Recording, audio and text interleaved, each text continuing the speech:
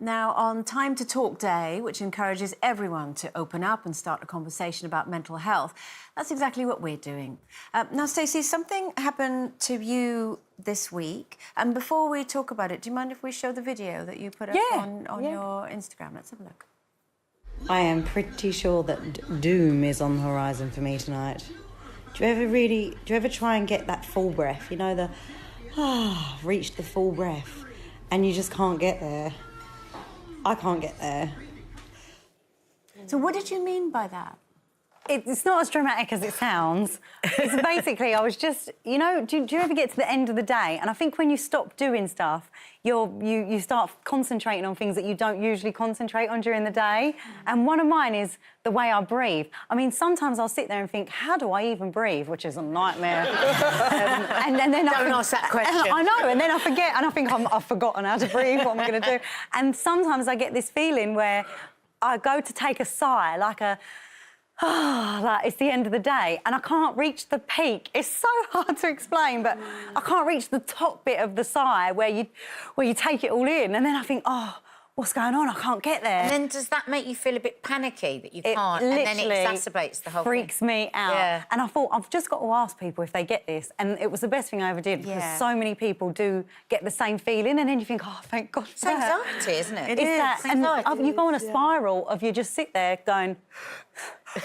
trying to yawn, trying to, just take in an inhalation. It's really, really funny thing. We asked a GP about this, Dr. Catherine Millington-Sanders, and what she said is it's really common with stress and anxiety to get something that is called dysfunctional breathing, where your heart rate and your breathing speed up and you feel a bit breathless, and then that in turn makes you feel breathless, and then it leads to a whole cycle. What she said was it's important for you to...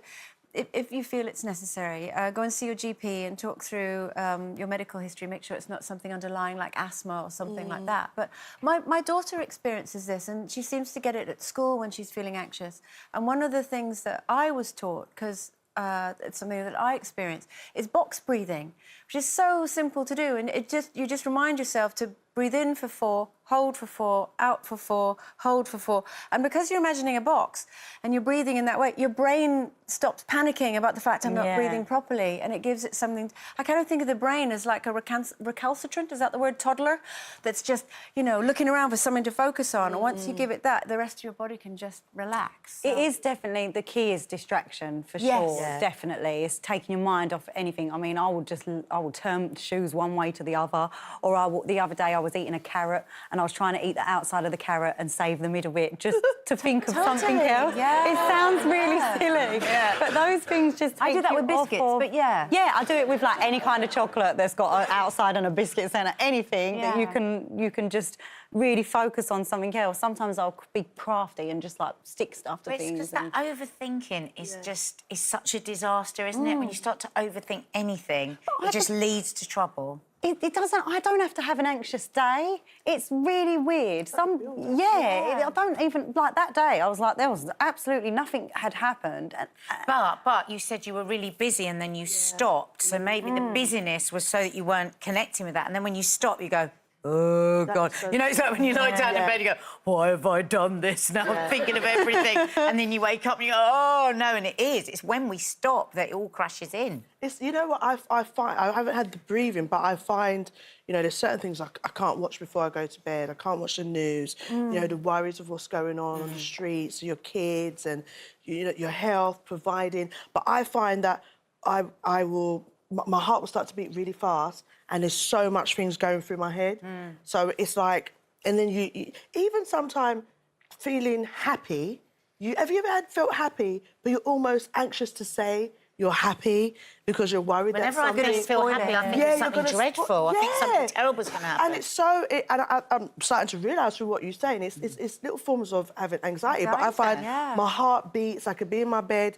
And what I try to do is either, like, listen to rain or I start to You're living in the right country for that, that's amazing. Well, you know this. Or sometimes really extreme, I put myself in the place of what could be the worst, feel the fear, and then I move on. Like, I know that sounds really... That sounds strange. Do you? That's good. Oh, no, I would what spiral down the way. I've had it like I don't really like closed, really small spaces because I will feel it out. But what I'm saying is if I'm going into a lift. I just realised what you said. If I'm going into a lift and I feel like, oh my gosh, the lift could, you know, what if I then just think, OK, what would be the worst? The lift would be shut. It could. How would I feel? I feel what that feeling is. I grab onto it. That OK, I'd be stuck in this small position. I breathe through it, and then I'm like, OK, that's going to be the worst, and then I just go on with it.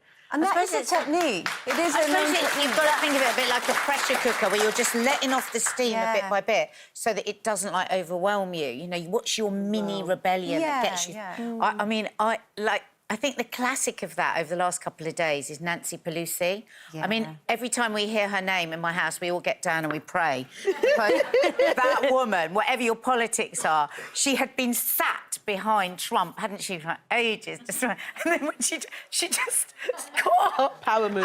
Peace. I tell you what, she is not going to sit on her sofa that night and just find out that she can't breathe. She's dealt with it. She's dealt with it. You know, it was so ladylike as well. Yeah. It Yes. was so elegant, and you just know she'll have a glass of wine at the end of the day going... But the visual of that, if you could get the visual, would be a long stream of steam coming out of both ears. Amazing. She released it. That second tear was, she was right at him. She was right, just could flick off the toothpaste. We love you, Nancy. Do you know, it's also good as well, they talk about, you know, when you're in the car, that way of kind of releasing. So Nick and I, the other day, we were both really croaky, and I was like, oh, if you know, got a cold coming. And I knew why my voice was croaky. He went, no, babe, I was screaming in the car. I said, what do you mean? And sometimes driving in the car, he said he'll just take a deep breath and go, ah, let it all out. And I was like, that's why I've got a sore throat as we well. in separate cars. In separate Oh my cars. God, so you both go into the car at separate times without knowing and just let it out. Yeah, and then you're like, I mean, obviously you can't close your eyes when you do it because it's dangerous, you know, but it's a real relief. There's certainly, and the thing is, it's about finding those ways, especially when you get people that irritate you. You know, you get those people that, you know, they Punch don't really, a pillow. they That's a don't good really one. like you, but they just be nice to you for Yeah. the sake of it. And I'm just like, have a lovely day. You know, go along your way. Passive-aggressive, that's the way forward. Kill them with kindness. beat them That's with the- kindness. Yeah.